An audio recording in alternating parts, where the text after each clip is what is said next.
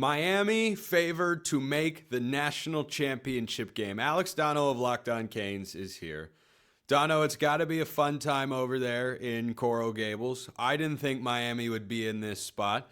In my defense, I wasn't alone. In my anti-defense, I shouldn't care what anybody else thinks, and I don't, especially those that want to justifiably leave comments that I was hating on Miami before. But I was not hating. I just didn't think they'd be here. But I tell you what, I like them in this game against Ole Miss because I feel like the way Miami has played in their 2 playoff wins so far, very impressive. Road against Texas A&M, neutral site against Ohio State.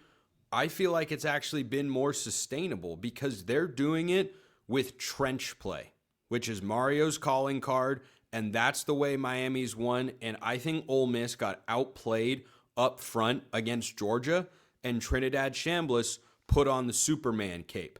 But like we have seen with guys like Ty Simpson and John Mateer, Diego Pavia, amongst others in college football, I think there's a limit to what you can do as a one-man offense. And Kejuan Lacey is great. I just don't think against this Miami front, he's having that sort of day. Am I overreacting to the Canes' 2 playoff wins? I don't think so. And I can understand why, a while back you would have doubted Miami because it's a team that's peaking. I would say peaking at the right time. And it's really a different team than the one that lost to SMU and lost to Louisville because they have cut down on the catastrophic self-inflicted wounds that affected them mid-season, right? I mean, Miami has had the trench play, although I would say the trenches are playing better than at any point earlier in the year. I mean, Ruben Bain only had 4.5 sacks in the regular season. He's had as many sacks the last 2 games as he had in the first 12 games this year. Akeem Mesidor's been playing great on the opposite side. These guys have been unblockable on Miami's defensive line. And on Miami's offensive line, they have won the physical matchup in every single game that they have played to this point, and they've been running the football better these last couple of games, and that's an area where statistically Ole Miss is more vulnerable against the run than Ohio State, who Miami was able to run pretty well against, and Texas A&M, who Miami had a really good day running the football against. I mean, Ole Miss is 65th nationally in rushing defense. They've been playing better in that regard these last couple of games than they were during the regular season, but I still think Mark Fletcher and company are going to be able to establish a running game. And, recently Carson Beck has cut the mistakes virtually down to 0. He needs to keep that up in a game like this. And I do think, Spencer, to your point, Miami should be able to control the way that this game is played. If their offense can establish the time of possession and keep Trinidad Chambliss off the field as much as possible, I think that's a recipe for success for the Hurricanes. Mesidor and Bain are the reasons I am picking Miami in this game. If it were a great interior of the defensive line, not that can't disrupt a quarterback, of course it can, and the edges were good players, but not the stars, I'd say, well, I think Chambliss is going to be able to break contain, but I think that Bain and Mesidor coming off the edge, as hard as Trinidad Chambliss is to tackle, they're not going to get him every time. The other guy that I'm trusting in this spot is Corey Heatherman, because I think he's coming in with a game plan, Donno, that is going to say, we are going to keep Chambliss in the pocket at all costs. Because anybody that has ever played the new EA college football video game knows the hardest play to defend is when the quarterback breaks contain and is running the scramble drill. And Trinidad Chambliss is darn good at it. I just think that Miami is as capable of any team in the country to keep him there. And I think after what he did to Georgia, when they clearly didn't emphasize that enough, you might not see big sack numbers in this game, Donno. I think you are going to see a lot of mud rushes. Just watching where he is, and the moment that he starts to run out of the pocket, boom, you dump your block and you go make a play to just keep him contained. I think that's what Miami is going to do in this game. Let me give you another hot take, and you can respond to both of these points. I think Mark Fletcher's going over 120. I think he's going to have a huge day. Ohio State has been impenetrable defensively, and when they knew Miami was running the ball, it felt like the Hurricanes were opening up their biggest running lanes of the day. I think he's having a big day on the ground. Yeah, Fletcher has had just an incredible year. He dealt with some injuries kind of late in the regular season, but he's been running his best in the playoffs. So I can agree. I think Fletcher is going to be able to go off in this one. I mean, he went off, for over 150 against Texas A&M. I see no reason why he can't go off for 120 in this one. In terms of the defense, they've been so disciplined under Corey Heatherman. Now, Chambliss, I don't take anything away from him. I think he's the best quarterback Miami has faced this year. They have gone up against similar quarterbacks stylistically in terms of dual threat guys, and Heatherman, Miami's defensive coordinator, has always had an adjustment, always had an answer. He's always had Miami well prepared.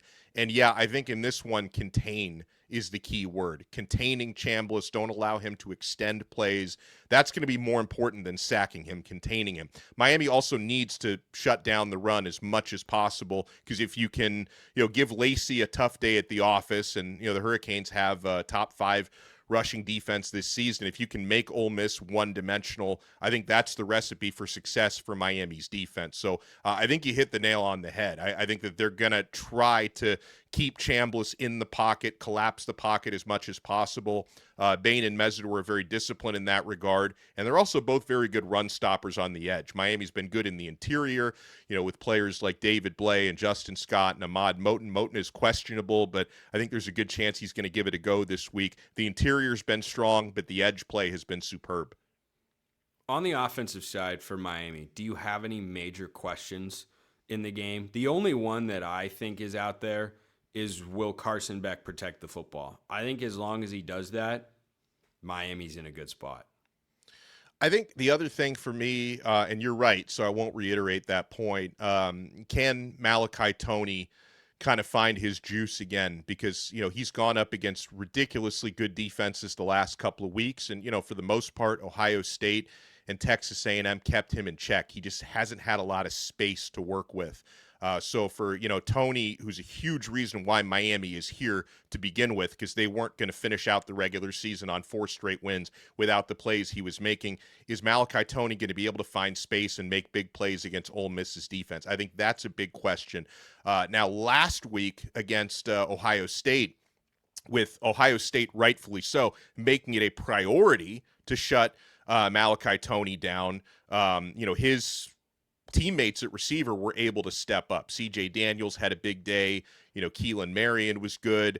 So the other receivers have to make plays when Toney is bracketed. But I wonder if this could be a game when Malachi Toney breaks out again, if Miami can hit more plays on the outside, because these last couple of games, the offense has more been ball control, take care of the football. You're going to need that again, but I would also like to see Miami make some plays down the field this week. I think there could be some stretches in this game where it feels like Miami needs to make a couple of explosives, because Ole Miss is going to hit some with their receiving core and Trinidad Chambliss. The over-under in this game, Donno, is 51.5, which is 5 points higher than the other semifinal between Oregon and Indiana.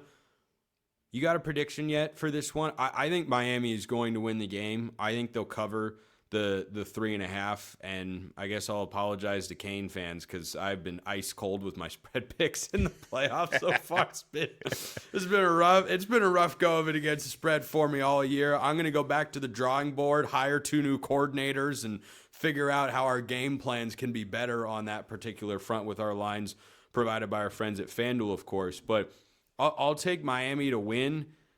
I actually think the under is hitting here. I'm going 27-21. I like Miami to be able to get this done. Yeah, I go 31-24 Miami. I think it's going to be hard for Miami to keep Ole Miss to less than 24 points. 21, I guess I could see that. They're certainly not holding Ole Miss to under 20 the way that they have for their first 2 opponents in the CFP. I can't see that either. Yeah, the offense is just too dangerous. So I think for Miami, they're going to be able to make enough of a game-changing play on defense. They scored a touchdown on a pick 6 last time out. I don't think they're going to get any scores on special teams because Ole Miss's punter is really, really good. I think they're going to avoid Malachi Toney, but maybe either a defensive touchdown or one that sets up a touchdown if it's like a field flipping type of play. And I think Miami's offense is going to hit a couple of plays and be able to control the pace of play. So I go 31-24 Miami.